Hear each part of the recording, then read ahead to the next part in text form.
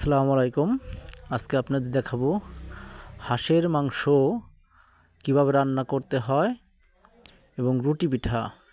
শীতকালে হাঁসের মাংস আর রুটি পিঠা খাইতে বড়ই স্বাদ। দেখতে থাকুন কিভাবে রান্না করে।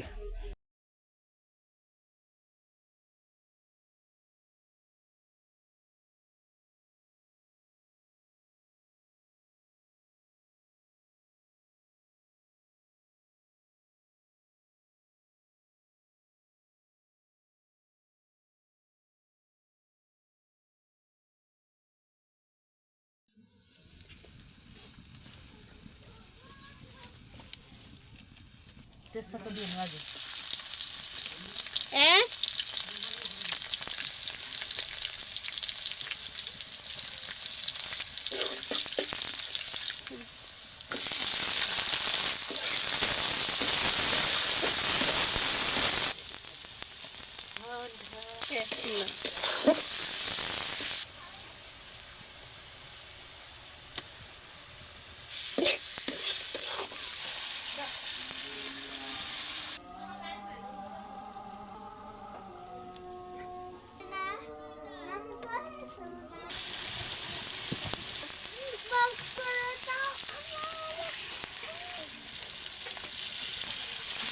কিছু গাই দেশ নাই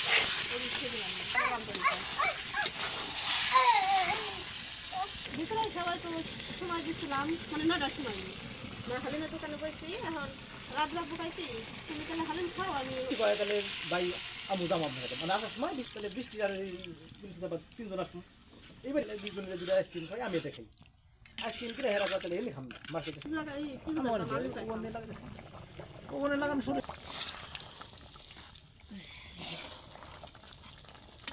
সেটা তরকারি হয়েছে তোমার।